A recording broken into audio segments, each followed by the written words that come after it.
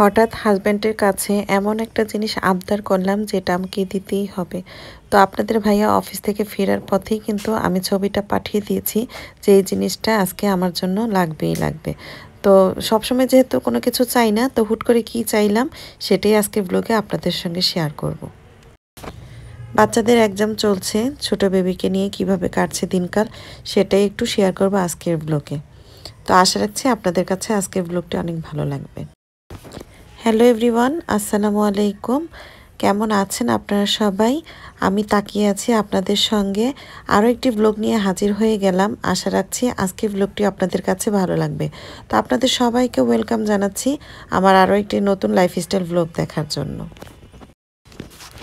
তো এটা কিন্তু গতকালকের ব্লগ, সেটাই আজকে আমি আপনাদের সঙ্গে শেয়ার করছি। তো অনেক সময় দেখা যায় যে এডিটিংয়ের জন্য আপনাদের সঙ্গে ব্লগটা একটু লেট হয়ে যায় শেয়ার করতে। তো এখানে আমি সকালবেলা ঘুম থেকে উঠে পড়েছি। তো উঠবো কি মনে হয় সারা রাতি গ্যাপে গ্যাপে আর কি জাগা হয়, যেহেতু ছোট বেবি আছে। তো এখানে আমি সকালবেলা আপনাদের ভাইয়াকে নাস্তাটা রেডি করে দিচ্ছি। তো এক চুলায় আমি রুটি ভেজে নিচ্ছি আর অন্য চুলায় আমি ভাজিটা করে নিচ্ছি। আর যেহেতু ফ্রোজেন করা ছিল রুটিগুলো, তো ভাজতে আর তেমন একটা ঝামেলা হয় না। আমি সবসময় রুটি আগে থেকে বানিয়ে মানে খালাকে দিয়ে বানিয়ে আর কি ফ্রোজেন করে রেখে দিই কয়েকদিনের জন্য। তো দেখা যায় যে বেশি করে বানিয়ে রাখলে আমার 4-5 দিনের মতন চলে যায়। তো প্রতিদিন তো আর রুটি খাওয়া হয় না, মাঝে মাঝে দেখা যায় যে নুডলস বা অন্যান্য আর কি আইটেম খাওয়া হয় সকালের নাস্তায়। তো এক নাস্তা খেতে কিন্তু রোজ রোজ ভালো লাগে না। তো এখানে আমি একদিকে আপনাদের ভাইয়ার জন্য নাস্তাটা রেডি করে নিচ্ছি, আর অন্যদিকে যেহেতু বাচ্চাদের এক্সাম চলছে তো ওদেরকেও ঘুম থেকে উঠিয়ে দিয়েছি, বললাম যে তোমরা পড়তে বসো। তো ওরা পড়তে বসেছে। তো এদিকে আপনাদের ভাইয়াকে বিদায় দিয়ে বাচ্চাদেরকে আমি একটু রিভিশন করিয়ে দিব আর কি। তো সবসময় পরীক্ষার আগে আমি ওদের ভালোভাবে আর কি পড়াটা দেখি যে ঠিকমতো হচ্ছে কি না। তো সকালবেলা আরও একবার রিভিশন করে তারপর আমি ওদেরকে এক্সামের জন্য রেডি করে দিই। আর বাচ্চাদের জন্য একসঙ্গেই নাস্তাটা আমি রেডি করে নিলাম। তো সবাই মিলে নাস্তাটা করে নিব। এই তো সকালের নাস্তা রেডি।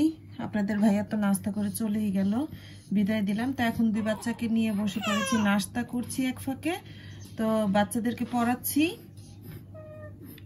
আর এখানে আলেনা বেবি তো কান্না করছে, শুনতে পাচ্ছেন। একদিকে নাস্তা করছি, বাচ্চাদেরকে খাইয়ে দিলাম, আর সেই সঙ্গে আরিয়ার যা আর কি পড়া তা আবারও একটু রিভিশন করিয়ে দিচ্ছি। আর ওরা যেহেতু মাদ্রাসায় পড়ে তো ফার্স্টের দিকে ওদের আরবি সাবজেক্টগুলোই এক্সাম হয় আর কি। তো এখানেই তো আরিয়া খুব সুন্দর করে লিখছিল। তা আমি দেখছিলাম যে কোনো ভুল ত্রুটি হয় কিনা বা কোনটা কোনটা রিভিশন করা হয়নি সেটা একটু চেক করে দিচ্ছিলাম। এটা লেখা হাইয়া হাইয়া কি তোমার হ্যাওয়ার্ড নাকি কবিতা? এটা কবিতা। তাহলে এটার পরে কবিতাটা লিখে ফেলবা, ঠিক আছে? আর দেখি ওই পৃষ্ঠাটা উল্টাও তো দেখি, রঙের নামগুলো লিখছো দেখি, দেখো তুমি নিজেই রাইট দিছো দেখি।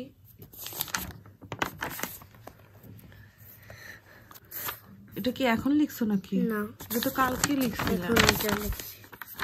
এই যে এখানে লিখছো, এখন লিখবা, এখন কালারগুলো লিখবা আরবিতে। এই যে ও এখনো লিখে ফেলছো, পাশে লিখছো, আমি খেয়াল করিনি। আচ্ছা হেয়ারটা লিখে ফেলো। হেয়ার লিখার পর তারপর কবিতাটা লিখো, ওকে? এখন আর কোনো কিছুতে এত শান্তি পাই না, এইসব দেখলে যে একটা শান্তি পাই। তো বাচ্চার এই জিনিসগুলো আপনাদের ভাইয়া নিয়ে এসেছে, তো দেখলেই কিন্তু মনটা খুশিতে ভরে যায়। এই যে বাচ্চার দুধ, ডায়পার, ওয়েবস টিস্যু, আলহামদুলিল্লাহ।